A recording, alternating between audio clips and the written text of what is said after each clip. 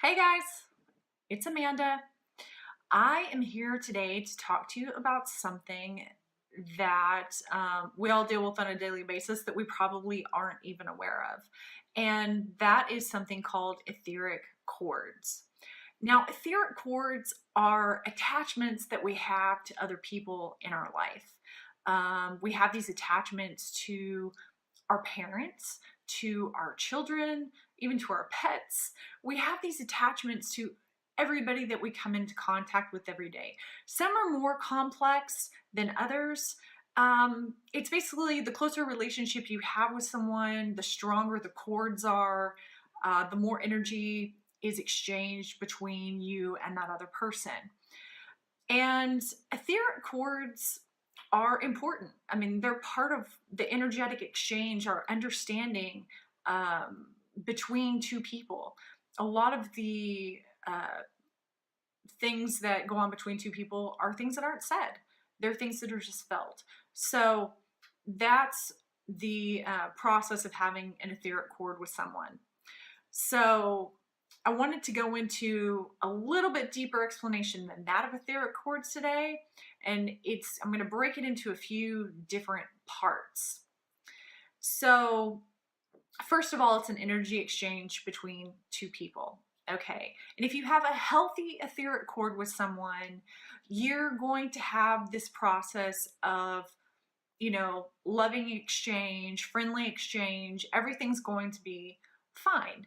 You're not going to have any issues between you and this other person. But issues may occur if someone in your life is maybe taking advantage of you, or they're overbearing, or it just doesn't feel good. There's something in the relationship that doesn't feel right to you. And this could be a friend, or this could be a spouse, or anyone, a boss. So in order to change this relationship, especially if it's been in place a really long time, if you have a codependent relationship with someone, or if someone's overpowering with you, that kind of thing, and you're wanting to shift that relationship, one of the things you really need to pay attention to is the actual etheric cord itself. Because when that cord gets created, it gets created with that dynamic intact. So one of the things that you need to do is you need to either transmute the energy that's going through that cord, which is just diffuse it. Sometimes you need to dissolve the cord or disconnect the cord and create a new connection between you and that other person. That sounds complicated. And it's all done energetically, of course. There are some recordings on your soul tribe to help you with that process. That's going to be a group challenge here in the future, disconnecting etheric cords with people and teaching you how to create new etheric cords with people.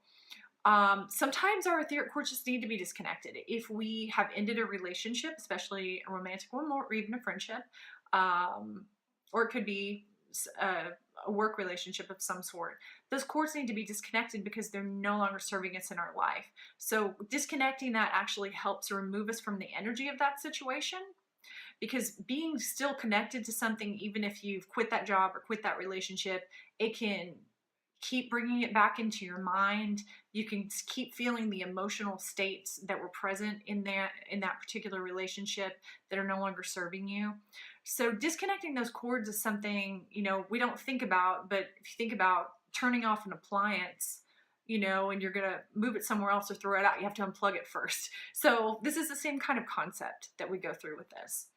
Another thing to know about etheric cords is that whenever you have cords to someone, if that person is having a lot of anxiety, frustration, anger, if they're angry at you or something else, and you have an etheric cord to them, especially if they've been talking to you about the situation, they can reach out to you for help and attach to you in a different way, like a brand new cord. And all of a sudden you're feeling this anxiety, and you're like, I don't understand why I'm feeling this anxiety, and it's because they've courted you or you've courted them. And so that's a mindfulness that you need to have to disconnect that cord, because it's not serving you or them. If it's theirs, they need to process it for their life. Not to say that you can't be there for them and you can't be there to help them and talk them through something, but ultimately it's their responsibility to process whatever they're going through, okay? It's not your job to process it. You processing it for them does not help their soul growth at all. Even though you feel like that may be something you want to do for them, it's not doing them any favors. They really need to take care of it on their own. So disconnecting those cords when those things occur is a really important thing to do too, being very, very mindful of that. When relationships change, if you're trying to go through counseling with someone or do that kind of thing and really change the dynamic of a relationship, it can be difficult to do if you don't address the etheric cords as well, the energetic pieces. So disconnecting those cords, putting new cords into place, all of those kinds of things are really important whenever we're looking at relationships and changing the relationships. The last thing I want to talk to you about is something a little more advanced in the concept of etheric cords. And that is, sometimes we have etheric cords to people that we've just met that are from previous lifetimes. They could be back many lifetimes. You know, sometimes we meet people and we just, God, I know you from somewhere, or I know you. How do I know? You know, I know you. And they may be a friend, you know, they may become a friend, or they may become, you know, a partner in our life or something like that. But we just have this weird dynamic with them. I've had many clients that will come in and, you know, be a mother and daughter. And I'll say, point at the daughter and say, well, you were her mother. And they both start laughing and they say, that makes complete sense because she's always telling me what to do. You know, the mom will say that about the daughter. And part of that is soul memory. And part of that is the etheric cords that you still have attached from previous lifetimes to that person. So what you can do is you can remove those or transmute that energy from those cords, help those start to slowly dissolve, and attach healthier cords that make more sense for this particular incarnation.